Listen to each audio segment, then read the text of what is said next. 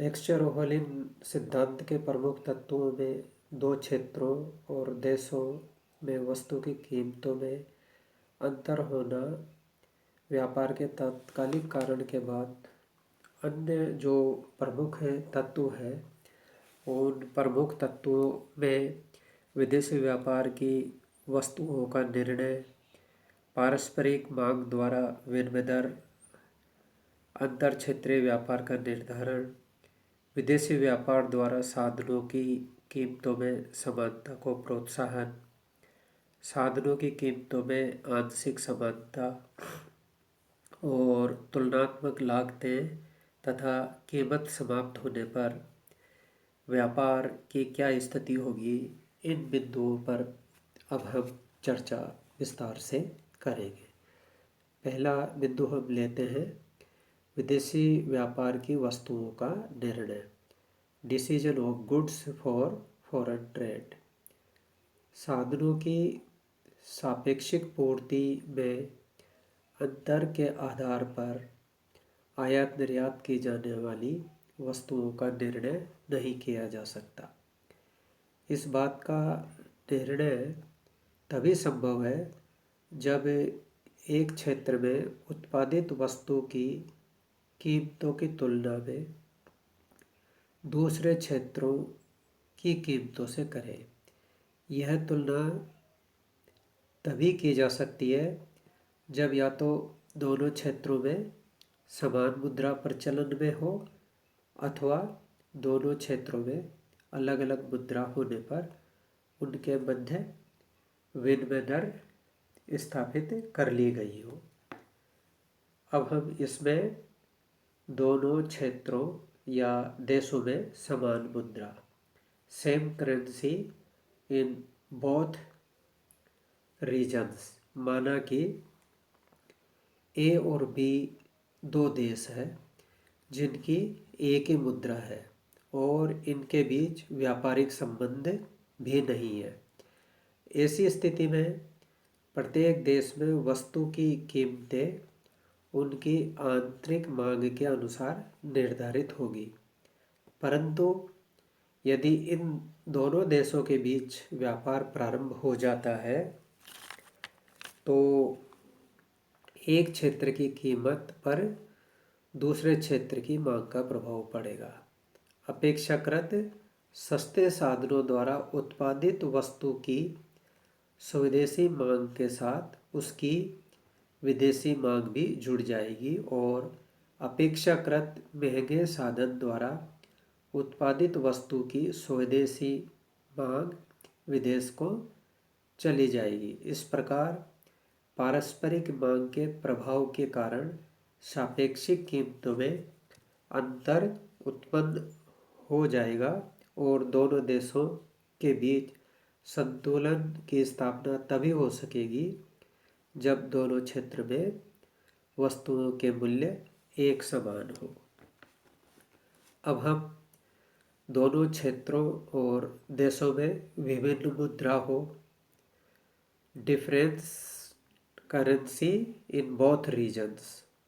जब दो क्षेत्रों में भिन्न भिन्न मुद्राएं प्रचलन में हो तो इस बात की जानकारी करने के लिए एक क्षेत्र में उत्पत्ति का साधन दूसरे क्षेत्र की तुलना में सस्ता है या नहीं, उन दोनों क्षेत्रों की मुद्राओं के बीच विनिमय दर स्थापित करना आवश्यक हो जाता है। ओहलिन के अनुसार विनिमय दर निर्धारित हो जाने के पश्चात कीमतों में सापेक्षिक अंतर निरपेक्ष अंतर में परिवर्तित हो जाता है। दूसरे शब्दों में विनिमय दर उस माध्यम का काम करेगी जिनके द्वारा दोनों देशों की पारस्परिक मांग उसकी कीमतों पर प्रभाव डालती है। अब हम विदेशी व्यापार की वस्तुओं का निर्णय के बाद पारस्परिक मांग द्वारा विनिमय दर, अंतर क्षेत्रीय व्यापार का निर्धारण। विनिमय दर द्वारा यह तो ज्ञात हो जाता है कि प्रत्येक क्षेत्र और देश में कौन कौन से साधन सस्ते अथवा महंगे हैं। किंतु यहाँ यह बात समझ लेना अत्यंत आवश्यक है कि विनिमय दर स्वयं किसी साधन विशेष के सस्ते या महंगे होने के आधार पर निर्धारित नहीं होती।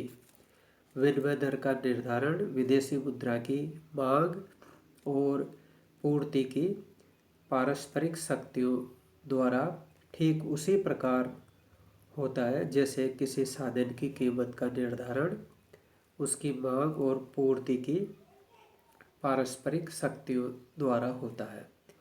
एक देश की विनिमय दर इस प्रकार होनी चाहिए जिससे कि इस देश के आयातों और निर्यातों का मूल्य समान रहे। अगला बिंदु, विदेशी व्यापार द्वारा साधनों की कीमतों में समानता को प्रोत्साहन।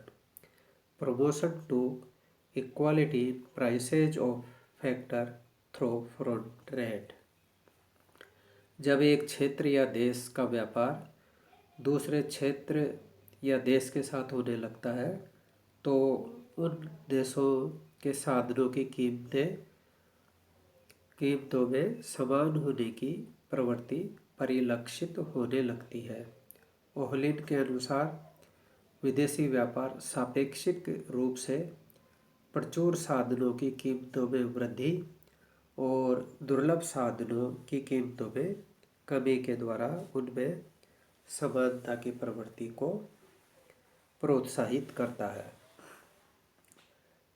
अगला बिंदु, साधनों की कीमतों में केवल आंशिक समानता, only partial parity in prices of factors. विदेशी व्यापार के कारण दो देशों में साधनों की कीमतों में समानता की प्रवृत्ति उसका तात्कालिक प्रभाव है।